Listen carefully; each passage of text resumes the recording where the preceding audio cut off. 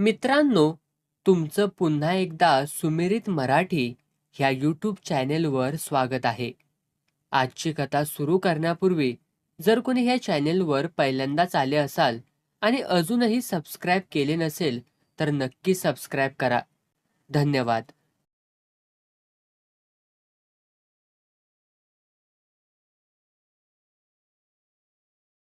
बापूचे रामूच्या बायकोशी चोरटे संबंध आहेत ही गोष्ट प्रत्यक्ष डोळ्यानं पाहिल्यापासून देवकी धुमसत होती. अलीकडे बापूबद्दल तिला आकर्षण निर्माण झालं होतं. बापूही तिच्या देखण्या रूपावर खुळा झाला होता. पण परवाचा तो भर दुपारचा प्रकार तिनं पाहिला आणि ती पिसाळल्यासारखी वागायला लागली. पण बापू कसला ऐकतोय? तोही उभ्या पिकात घुसायला सोकलेल्या वळूगत आतून तंबलेला. सकाळी 10चा सुमार. रुईच्या चिकासारखं चकचकीत ऊन पडलं होतं. पाला पुढंच देवकी भाकरी थापत होती. जाळ ढणाणत होता. जाळ खाऊन काळा कुळकुळीत धावडी तवा रपापत्या भाकरीची वाट बघत होता. देवकीची आई जवळच बसली होती. काम करत दोघी जमेल तसं बोलत होत्या. चवळीतले खडे नीट करत आईनं तिला विचारलं, देवकी, अगं अलीकडं गपगप असत्यास ग? काय बोलायचं? दादाचा हाय का पत्त्या बघ की. काम झालं नसल, पाहुणा भेटला नसल, 17 येडता की. गायातला पैसा काढावा तसा ह्यो कामाचा याप. पर आहे, मी म्हणते दादानं निदान मला तरी विचारायचं. मला म्हणाला पोरगा पसंत पडला तर देवकीला विचारायचा, नाहीतर नाही. तसा आता म्हणल, पटलं तर परस्पर ठोकून मोकळा होईल. मी हाय की, तू कामून काळजी करतीयास? किती भाकरी टाकू? आपण दोघे आणि तानी 6 टाक. दादा आला तर 8 टाक. राहिलं शिळ तर रातच्याला होईल. कुठं पळून जातया वय? वहिनी कवाशी येतीया? तिच्यामुळं हात टेकलं तर पाण्याला गेली ती तकडच बसली. अगं देवकी, तो बापू इकडे येतोय बघ. येऊ दे किरडीवाला. बिनमालकाच्या कुत्र्यावाणी साऱ्यांची घरं फिरत असतो या. इतक्यात जाळ खाऊन तापल्याला दगड ताडकन तडकला. तवा तोल जाऊन चुलीत पडला. बरी भाकरी उलटी झाली नाही. बापूकडे बघत देवकीनं खचकन दगड ढकलला. सांडशीनं तवा उचलला. अगं थांब थांब, दगड लावून दे की. दिष्ट्यावल्याला दगड कशाला लावत्यास? दुसरा आण. वायट माणसाच्या नजरेनं देव फुटतो, ह्यो तर धोंडा हाय. नाही म्हटलं तरी बापू टरकला.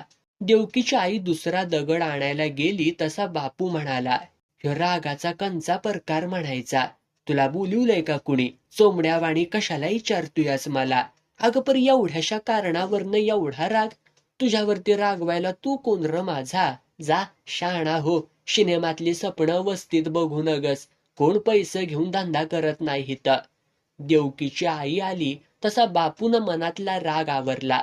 तो जायला वळणार तोच म्हातारीनं विचारलं, का आला होतास? काय नाही, सहजच. आपला ह्यो तो राणू कुठं गेला? गेला असेल गावा फिवात, येईल की आता. मला तर कळलं औंधाला गेलाय. गावातनं परस्पर एखाद्या टिपणाला बी गेला असेल. काय काम होतं का? तसं काय नाही. देवकीनं तवा आपटला. दोंडा कसा तरी लावला. हात खळाखळा खंगळत म्हणली, आता तुझा तू कर स्वयंपाक, मी पडती जरा. का ग, आता तर चांगली होतीस, मधीच कसली हुक्की आली तुला? काय र बापू, काय बोलला बिल्लास वय तिला? छे, मी कशाला काय बोलतोय? उसातल्या नागिणीच्या वर फणका हिचा. येडा हाय वय बोलायला हिला.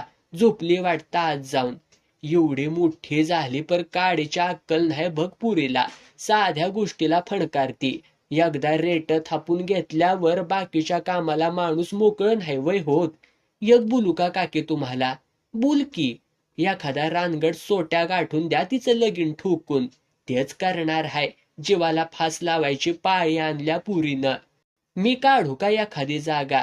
काढ. मस्त राण्या धडपाडतोया. पर जमतय र कुठं? ज्योत्यो आपलं खरं करणार. सारं नवरा आता पावतर हिनं नाकारलं. आता कंचा सोन्याचा पुतळा हुडाकतीया कुणान ठावं. सिनेमातला नडबीट मागणी घालणार असेल तिला. बापू असं बोलायला आणि दिवकी बाहेर यायला एक गाठ पडली. काय लावल्यात यस र नाटक? कुठं ग काय? मग कुणाच्या लग्नाचा पंचनामा चालवलायस? मी कुठं काय म्हणतोया?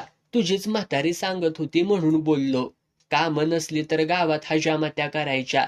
माझ्या पाला पुढं नखरं दावायचं नाही ती. आहे बापूला जायला सांगत न. अगं पर काय केले तरी काय त्यानं? माझ्यावरती वाईट नजर आहे त्याची. म्हातारी चमकली. दोघांकडही आळीपाळीनं बघत राहिली. तसा बापू म्हणला, अगं सरळ ताठमानानं पाठ फिरव की, अशी खोडकावाने डुंगणी कामून मारतीयास. तुलाच तेवढं सोनं चिकाटलं आणि बाकीच्या पुरी काय शेणात वाढल्या त्या वय का चिखलात उघावल्या त्या?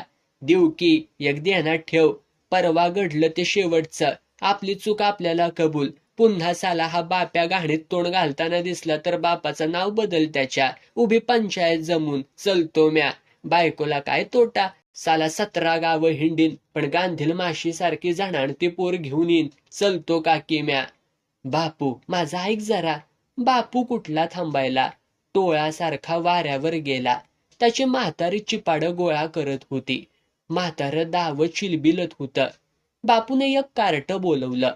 हातावरती 5ची नोट ठेवत म्हणाला, एक बाटला आण तेवढं. मग तो एकटाच पीत राहिला. म्हातारीनं 2-4दा विचारण्याचा प्रयत्न केला, पण तो बोलला नाही. 2 तासांत त्यानं संपूर्ण बाटली संपवली. एकही घास न खाता तो झोपून गेला. सकाळी जागा झाला तेव्हा 10 वाजल्या होत्या. बहुतेक जण आपले नंदी घेऊन गेले होते. बापूचा नंदी उरली सुरली चिपाडं फोडत होता. बापू उठला. अंग दुखत होतं. डोकं ठणकत होतं. बाटलीतला राहिलेला घोट त्यानं उतारा म्हणून संपवला. तो सगळं नेहमीसारखं करत होता, फक्त बोलत नव्हता. म्हातारीनंही तोंडाला लिपाण लावलं होतं. आवाज हरवल्यासारखं बापूचं झोपडं गप्प गार होतं. शेवटी म्हातारीला राहावंच ना. बापू, अरे किती दिस दात खेळ बसल्यावाणी गप राहणार आहेस लेकरा. हे बघाय, माझा कुणाला त्रास आहे का? मग झालं तर मी कुणाशी बोलणार नाही. कुणी माझ्याशी बोलू नये. राहिलं बाबा, मी आज जातीया ताकारीला माझ्या बहिणीकडं. जरा म्हाताऱ्यावरती ध्यान ठेव तेवढं. एकाएकी कामून आठवण झाली बहिणीची. राती सपनात आली होती. लय आजारी हाय म्हण. इथे जाऊन 2 दिवसात. जा, नाहीतरी हिथं माझं काय अडतंय कुणाशिवाय. आई मेली तरी तुझा आडणार नाही बाबा, माहिती आहे मला. एक ध्यानात ठेव तेवढं. कुणाची कागाळी फिगाळी आली तर मी जित्ती राहणार नाही. कुंच्या लेकाला येळ हाय भांडायला. मी तर आता माळच घालायचं ठरवलंय. ह्यो माळ सोडून कुठं गेला नाहीस तरी रगड झालं. नाही जात, तू जा आपली. जेवणाचं काय करशीला? दारात ह्यो महादेव हाय तवर भाकर तुकड्याला उणण हाय. जा तू. रोजचा 10 भाकऱ्या आणतो. मसबी हिणवीन. म्हाताऱ्याला दूध भाकरी चारीन. म्हातारीनं झटपट आवरलं. जाताना म्हणाली, तुझ्या गप हुयाचं कारण समजलंय मला. दिवकीची आई मला समज सांगून गेली. इनाकारणे त्या पुरीशी मस्ती करू नगस. सोन्याचा बंदा रुपया हाय त्यो. उगीच चिखलाचा हात त्याला लावणं बरं नव्हं. त्या काशाच्या बायकोला सांगून म्हशीची धार काढून घे आणि सांचा जरा भक्ताकडे जा. अंगारा खा. म्हणजे असं आदनं मधनं अंगात याचं नाही. का मी आणू जाऊन अंगारा भक्ताकडनं? नक, मी जाईन माझा मी. म्हातारी गेली तसं बापूला चुकल्यागत वाटायला लागलं. तो उठला. म्हशीला पाणी पाजलं. वैरण टाकली. अंगावरती हात फिरवला. गोचड्या काढल्या. ऊन तावतय म्हणून पात्यालभर पाणी वतलं तिच्या अंगावर. मसबी म्हावारली. बापू वड्याकडे झोकला. बादली भरून घेऊन आला. म्हाताऱ्यानं विचारलं, अरे काय करतोयास आता? आंघोळ उरकायच्याय अजून. कमाल हाय मर्दा तुझी. वस्तीवालं 7-8 नंदी गावात फिरून आलं. पार दुपार टळली तरी तुझ्या आंघोळीचा पत्त्या नाही वय अजून. कसं राहू याचं माझ्या माघारी तुझं? जसं आता पावतर झालंय तसं. काय काम होतं का? अरे बसण्यापरास ती खुरप घे. त्या गुरुवाच्या वावरात लय शेंगा गावत्या त्या. बस जा चाळत. छट, असलं बायकी उद्योग आपल्याला नाही ते आवडत. सिगरेट मागवू का? फुग बसून साहेबावाणी मांडी घालून. बापू कानफाट्यावाणी हसला. वड्यात आंघोळीला गेला. तिथं बागायतवाला इनामदार कापडं धुत होता. उघडा बंबगडी. राम राम साहेब. काय र बाप्या? काय नाही, आंघोळीला आलोय. आयला तुम्ही नंदीवाल्यांनी पार पाण्याची वाट लावली सा. वर घाण करतायस आणि खाली गाव पाणी पिऊन आजारी पडतय. चालायचं. अरे तो राणू कोण र हाय? हाय एक डावळा नंदीवाला हितभर दाढीचा. त्याच्या दाढीशी मला काय देणं घेणं? बडव्याला 7-8 वेळा निरोप पाठवला, येतोय कुठं? का काम हाय वय कसलं? काम तसं मोठं नाही. मग मी काय करू? छे, ते मलाच करायला पाहिजे. काय काम हाय? अरे त्या राण्याची एक भण हाय म्हण, दिवकी. रोज आमच्या इंजिनाजवळ इथं पाण्याला येती. 2-4दा ऊस काकड्या घेऊन गेली होती मळ्यातनं. चुरून? छे, तिनं चोरी करायला एवढं कुठलं आमचं भाग्य फळतंय. बाप्या आल्या का तू वस्तीचा नायक. त्या दिवकीला त्या दिवशी म्या फाटक्या पातळात बघितली. लय जीव तुटला बघ. चांगली शंभराची साड्या आणून ठेवल्या, पर गाठ कुठं पडतीया. द्याची नेऊन पालावर. तुमची कुत्री काय शाणे आहे ती व्हय? मागच्या टिपणीला 9 वरे बापूसनी चावलं होतं. एवढा देव माणूस, पर कुत्र्यांनी लय भांडावून सोडलं. मोटार सायकलवरच्या माणसासनी कुत्री चावत्या ती. मग मोकळ्या चाकळ्या माणसाचं चगदं काढायला कमी करत्या ती व्हय? बापूला हसू आलं. कशी तरी आंघोळ आटपून तो वस्तीकडे वळला. म्हैस रवंत करत होती.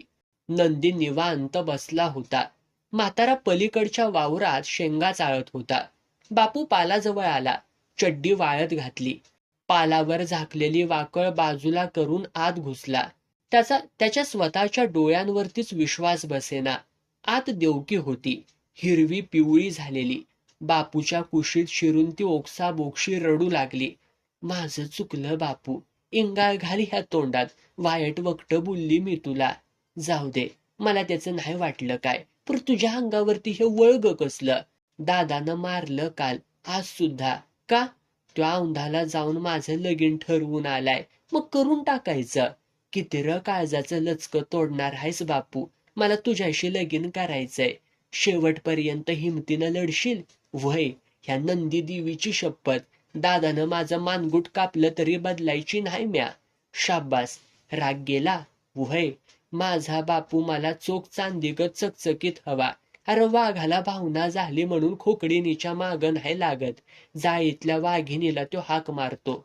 बापू, तू तसं जग. तुझ्या नुसत्या आवाजानं वस्तीच्या काळजाचं ठोकं थांबलं पाहिजे ती. दिवकी, आता 7 हत्तींचं बळ आले बघ माझ्या अंगात. तू निवांत राहा. नकार कायम ठेव.